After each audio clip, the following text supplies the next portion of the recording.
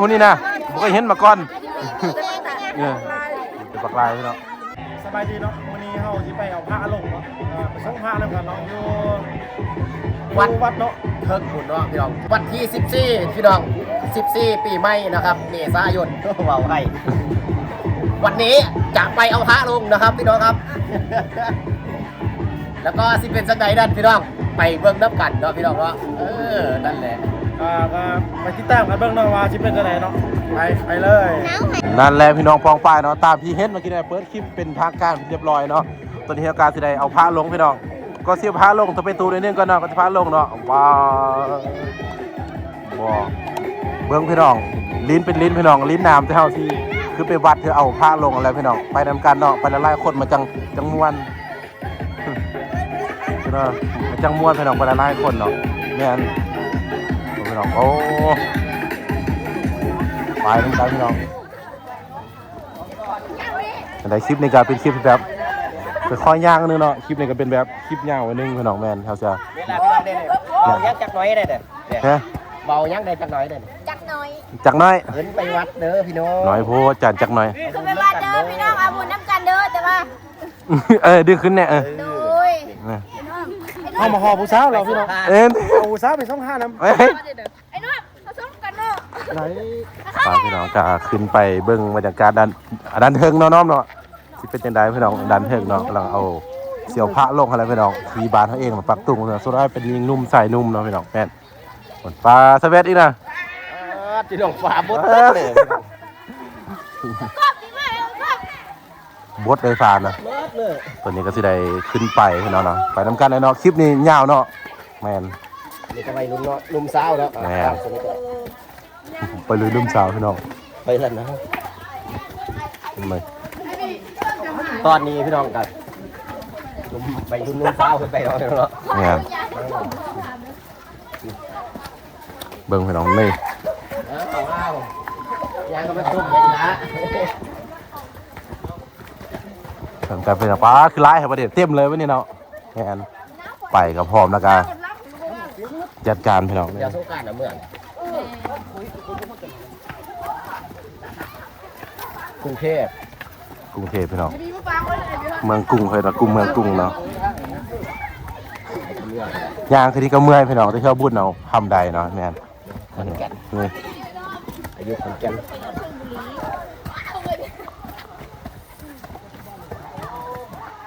เปิดสัญญาณคืนนี้พี่น้องจุดจ้อยเลยเนาะกันไอแตกอะไรบุแม่นเขาตั้งจ้อยมันจะโดนเนาะ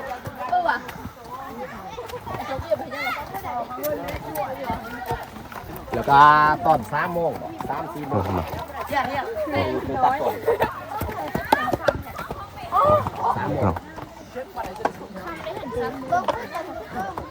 ซ้ำเครื่องหน่อยจะมาแห่ต้นมาจ้ะเนาะแห่ต้นนั่นไม่ก็อดเอาพี่น้องเขามาหากันยังคนใดอดเอาเนาะแม่นเสือสิมาหอดพี่เนาะขาจนลอยไปพี่น้องขาลอยเลยเขาพี่น้องคุณหมดแล้วคำเพิ่มมีแต่เป็นรุ่นพี่น้องพอมีแต่เป็นรุ่นพี่น้องเขามาดันเทิงเนาะฟักบอกว่ามีฟักว่ามีแต่เป็นรุ่นพี่น้องเนาะสไตล์เป็นรุ่นนิดนึงพี่น้องแมนแบบนี้พี่น้องเป็นยังไงขึ้นมาเทิงเป็นยังไงตอนนี้จ้ะพอเทิงเป็นที่จะปล่อยพี่น้องบรรยากาศก็สิประมาณนี้เนาะตอนนี้เขาก็ต้องเขาไปกราบไว้พระอยู่ตรงไหนก่อนเนาะแน่เนาะเฮานั่นเฮาจะอยู่ข้างนอกมู่จันเฮาอยู่ข้างนอกจะออกง่ายเนาะแม่นออกง่ายสบายเนาะเฮาจะไปเบิ้งกันก่อนเนาะไปเบิ้งวันเฮาสีส่งพากันจันไปเบิ้งกันก่อนเนาะแม่น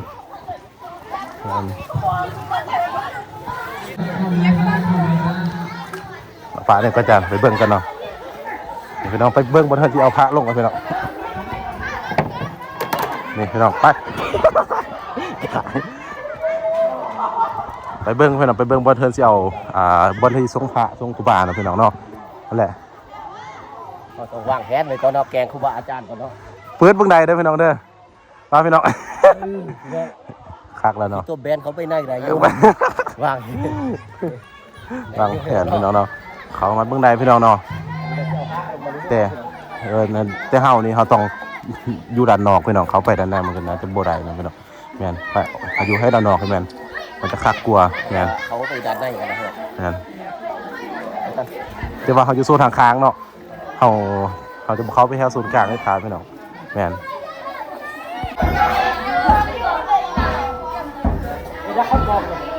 ตัวนี้ทางแบบยิงนุ่มใส่นุ่มว่าเขาแกนในโฮมกำลังแบบเขามาวัดพี่น้องเคยจะเอาผ้าลงพี่น้องแม่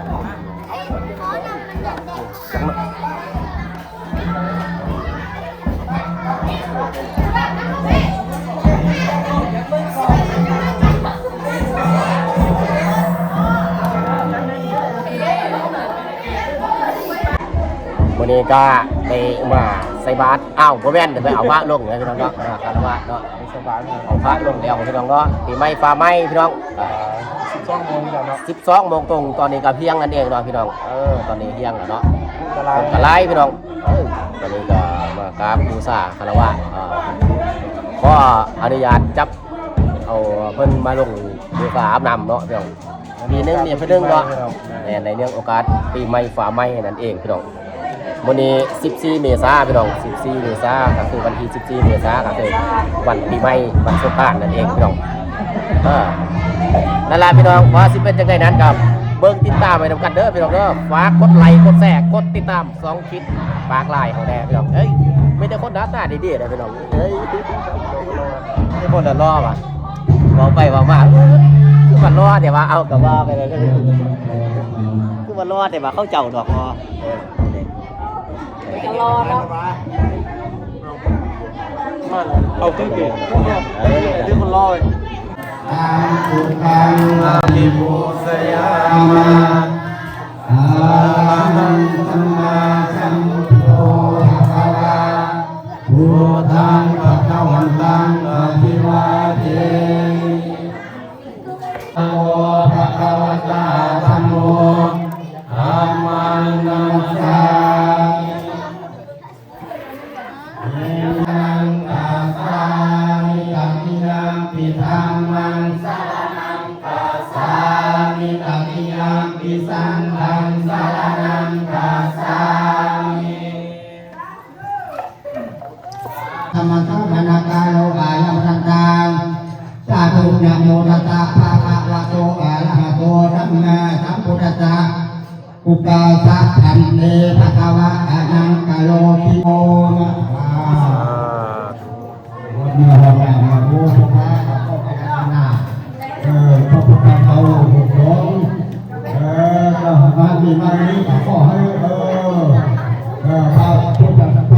ธเจ้าพระธรรมพระสังฆเจ้าพวกเขาหลวงพ่อองค์นี้ตอนนี้หลังจากคณะพระเสร็จพิธีเนาะก็สิได้จับยูพระเสิร์ฟพระอันเสิร์ฟลงไปพดน้ำเนาะส่งพระนั่นเองพระเนาะมีทางเดินเนาะพี่น้องเยี่ยมเลยจับพระเอาลงไปส่งพระ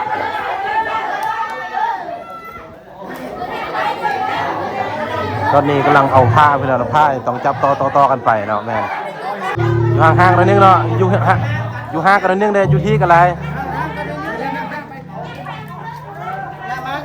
จะเฮิงใจจะเฮิงดีพอจะเฮิงจะคนสุดท้ายมู่จะเนี่ย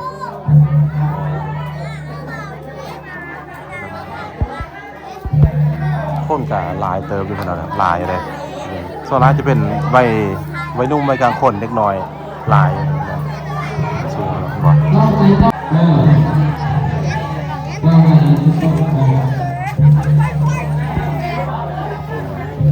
จะต้องเลี่ยนมันเป็นอะไรเลี่ยนเลย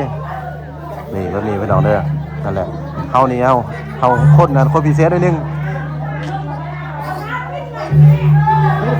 ไทยหูปะ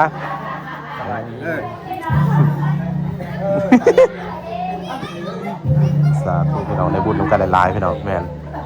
เขานี่ปกติก็เฮ็ดได้อยู่แต่ว่าก็ต้องใช้เวลา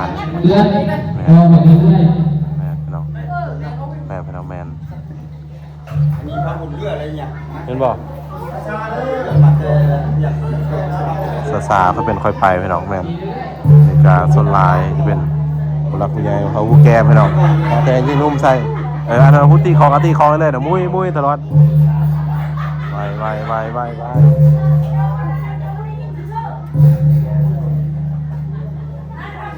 ตรงนี้เอาแล้วนะ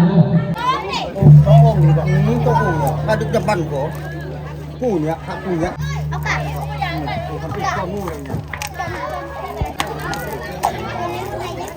ตรงนี้เอาแล้วนะ ยากอันนี้นะ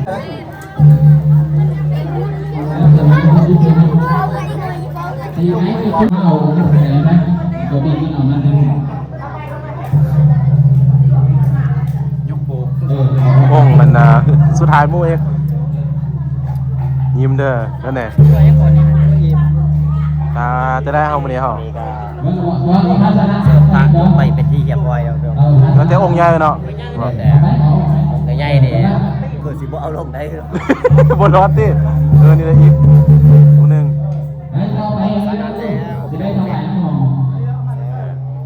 คนอาจารย์จะมาเขาจับมันเลยดูไปหรอกลายพี่น้องมา พุทธลูกหลานพิธีจานี้พุทธนิสระพิธีจานี้พุทธนิสระพิธีอัตตาหน้าหูอนุโมทามิ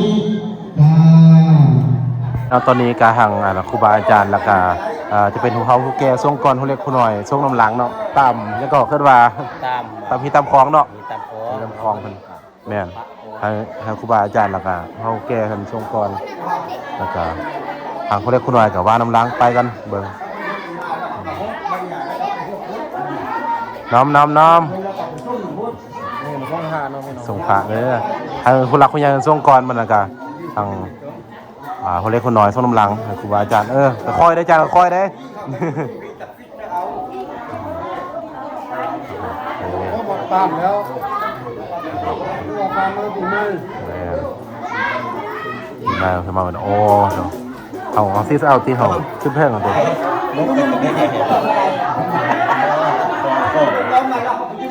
มองข้อไว้ครับ ไอ้จะน้อยมันนี่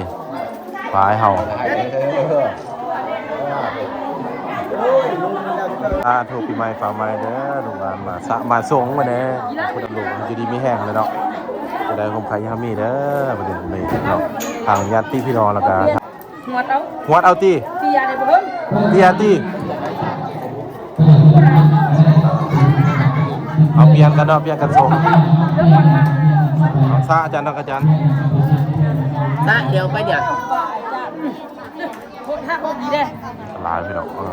ฉันเอาลูกสาวหลานเป็นลูกสาวหลาน ในคณะนะพวกนี้เนาะได้ร้ายเนี่ยนะบุญเนาะเป็นร้ายเนาะ ในนาซื้อตามมาหดม้วนดู ค่อยๆอาจารย์ค่อยๆเป็นส่งมีอะไรพี่น้องเลยว่าคนร้ายพี่น้องย่างเอาไปส่งแถวยูนอกเอาอยู่ด้านนอก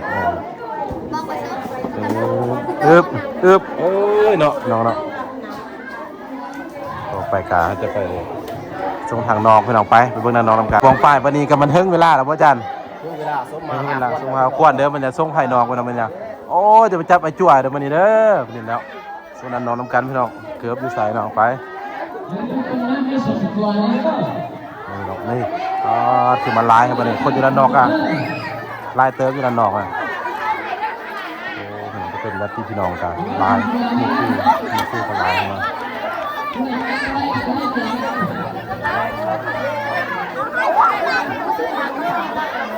คือกันลายคือมา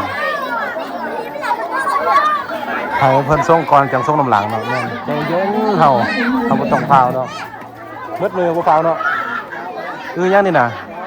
แต่ตัวสาวเบาแถวพี่น้องนี่ส่งคนแน่เอาในอย่างอีกจักหน่อยนึงเนาะถ่ายวิดีโอได้ให้หูมาจันเนาะนุ้ยจะนุ้ย ไอ้เลี้ยวของอาจจะตอนนั้นไอ้น้อง เอาส่งเข้าไปพี่น้องส่งเข้าไปส่ง เจอ น้ำกัน บาทเนี่ย วัดนี่บุเคยวัดนานได้เนาะส่งพระส่งเจ้านำกันนะพี่น้องในปีใหม่ฟ้าใหม่พี่น้องวันนี้วันที่14มึงเอาพระลงพี่น้องนี่ยังนี่อยู่ใกล้กองแหละ นี่จะเปลี่ยนกันจันเหรอเปลี่ยนกันเอาจับเลยจับกองไอ้เลยไอ้ทรงจันไปจับไปเลยจันเปลี่ยนกันจันเหรอจันปีใหม่ส่งพี่น้องจับปีใหม่มาดีเด้อผู้ชายตัวสาวมีมาคนเดียวพี่น้องสายเดียวคือเก่าพี่น้องนี่เลยทรงพระทรงเจ้าในโอกาสปีใหม่เราจันเนาะ แมน ดีมีแห้งพี่น้อง มีครั้งหนึงพี่น้อง ขอให้เกียรติให้เป็นให้กรรมพี่น้องต่อไปกับซีมีแฟนที่5 คนแล้วพี่น้องอยู่รุ่มก็มีเนาะอยู่รุ่มก็มี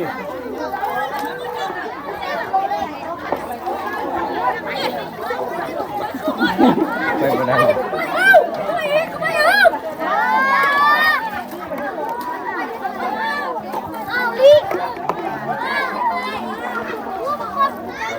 ไปส่งเลยเนาะ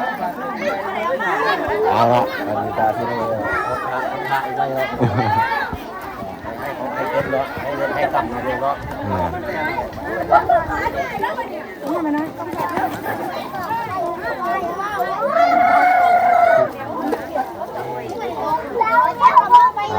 หลังจากสะสงนี่แล้วพี่น้องหลังจากสะสงนี่แล้วก็ตอนได้ไปพุ่นพี่น้องเด้อทรงครูบาอาจารย์ทางด้านนั้นพี่น้องจะมีทรงจุดทรงบ่นี่มาจะไซส์คนนี้นะคือบ่เคยเห็นมาก่อนนี่เป็นจังได๋เอา เอาไว้หมดอย่าให้แม่ยืนซ้ำนี่ ให้เฮ็ดยังให้ยังจันนี่ให้แพงว่าจันเขาก็เคิร์ดเลยก็จะให้ปานนี้เนาะให้น้อยเดียวเนาะนี่พี่น้องเลยน้องปอป้ายหลังจากทรงให้ก่อนไปทรงหานั่นเนาะแม่น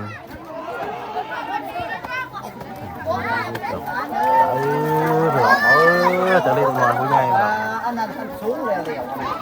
เนาะโอ้พี่น้องหลายพี่น้องสะสมนำกันเด้อพี่น้องเด้อสะสมกันโอ้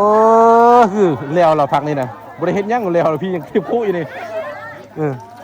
นี่พี่น้องมันจะขึ้นสะสมแล้วก็ขึ้นตัวไหวให้พี่น้องบึ้ดเดียวตัวไหวนะให้ไหวบานพี่น้องอีกจักหน่อยนึง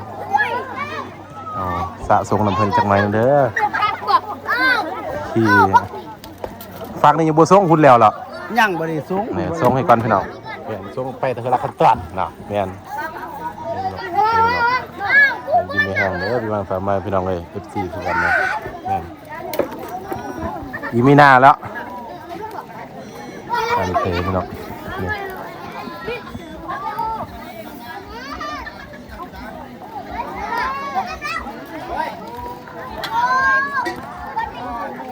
ถูกพี่น้องสาธุพี่น้องเกี่ยมสะสงครูบาอาจารย์เนี่ยจะได้อาจารย์ทำยังย่างได้ย่างตียังบริสุทธิ์ตี ยังบ่ได้สูง เพิ่งคารวะก่อนเอาต่อไปคารวะครูบาอาจารย์นะ คารวะก่อน คารวะเลยย่างนี่บ่แล้วเด้ สูงแล้วคิดว่าเพิ่นสูงแล้วได้ความคารวะ ไปสามีกาวแห่ว่าเนาะเอาเด้อปนี่เด้อเอาเด้อโอ้สมหีเนาะ โอ๊ยเด็กน้อยอย่าไปตีไปหือแน่ ไปตี พวกนี้เป็นเบิ้งข้างเบิ้งช่องอาบเลย ไปแล้วมาสูงกว่าเพิ่นเลย พี่น้องสะสมนำกันเด้อพี่น้องปีใหม่ฟ้าใหม่พี่น้องสะสมครูบาอาจารย์มีดีมีแฮงพี่น้องเอ้ยเสียสำคัญอย่าไปตีบังเฮิรเด้ของกายเด้นะ อาจจะได้ผู้สาวบัดยา ได้ก็คักไปนี่แหละ ได้บ่ดีก็ได้ไก่ห้างบัดยาพี่น้อง ฮอกกันนะ เจ็บเยอะกันได้ไปไกลๆพี่น้องผู้สาวบัดยา แถวบ้านเนาะกันเนาะเขามาทุกองแล้ววันนี้นะเขาหมดแล้วเอาเด้อทำไมใช่สะสมวันนี้นะโอ้ยข้างล่างเนาะจานมานี่เท่าน่ะพี่น้องเกียมพี่น้องมานี่นะ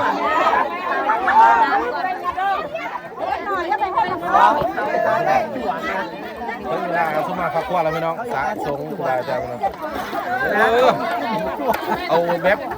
พวกแห่เลยนะพี่น้องเอาคู่พี่น้องโจ๊กบ้านใจทำนะเอามันมี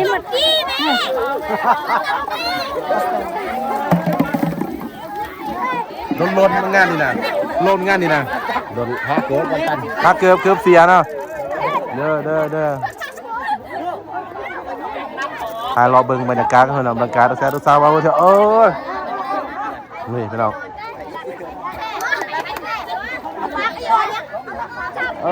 จูนี่มาซี่นะครูบ้า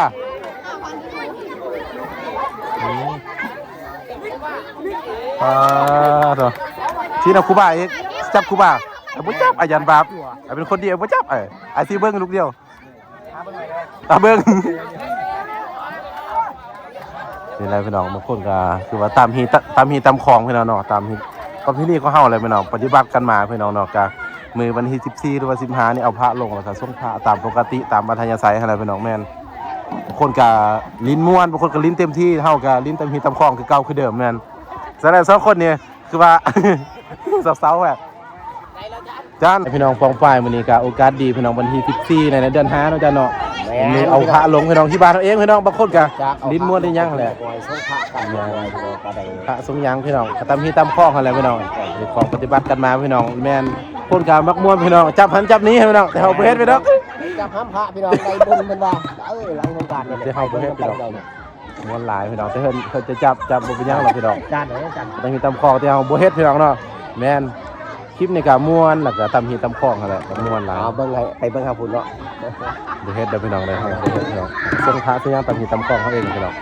ม่วนพี่น้องคักๆเนาะอย่าฟังนี่พี่น้องเนาะที่ตามที่ตามข้องพี่น้องที่ตามข้องเพิ่นนั่นแหละมักม่วนถ้ามักมวนก็ลิ้นเอาเนาะมันจากมวนเนาะเฮ็ดเอาเนาะใครกันนะมื้อนี้น่ะจับครูบ้าแล้วเฮาสิมาให้เอาบ่นี่น่ะเนี่ย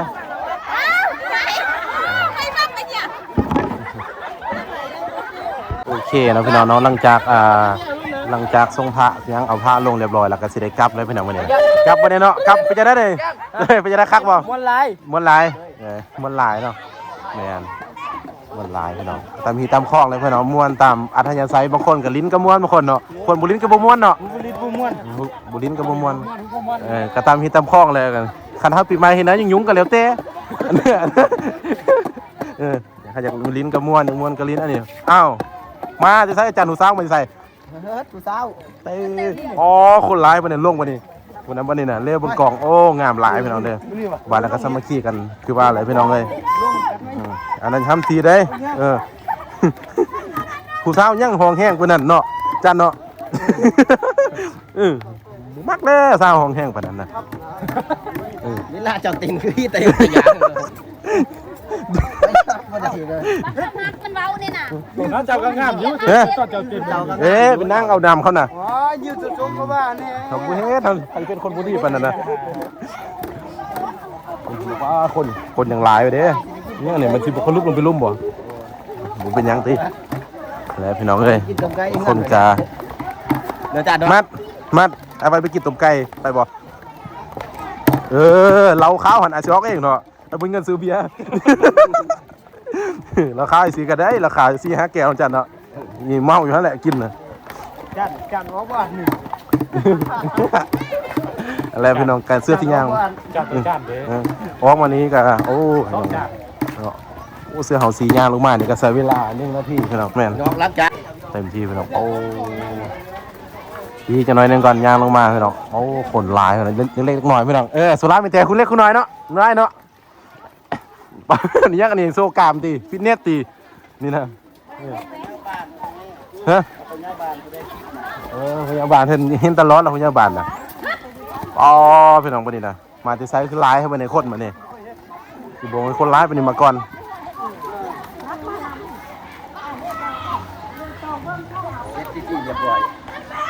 เจ้าก็ต้องพาผู้ชายตัวสาวไปรอไปลิ้นเด้จันนี่ไปเฮือนเขาได้จันไป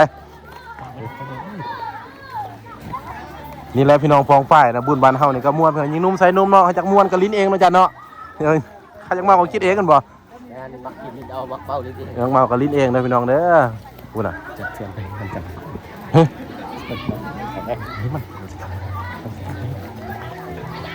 แล้วพี่น้องเราไปคนน่ะป้าเถอะเฮาบ่คิดว่าคนสิหลายปานนี้ยิงนุ่มใส่นุ่มพี่น้องหลายพี่น้องหลายเด้อโอ้แซ่ตัวสาวเขาเบาเที่ยวพี่น้องหลายเด้อนี่แม่นเอาก็สิย่างบันเนื้อแหละเฮากันเนาะแม่นเอาหูได้มันสิใส่หูนี่น่ะนี่ก็ได้มาติเวียงเพื่อนอะไรก็ได้ได้หมดอ่ะมึงทั้งนั้นก็ได้นี่เพื่อนอะไรก็ได้งามเดียวคนงามบ่ต้องกันนะก็ได้แม่นก็งามคือเก่าเด้ ไปเฮือนก็ได้เดี๋ยวอาชีขอย่างตูดๆไปดูแสนดูสาวครับเนาะ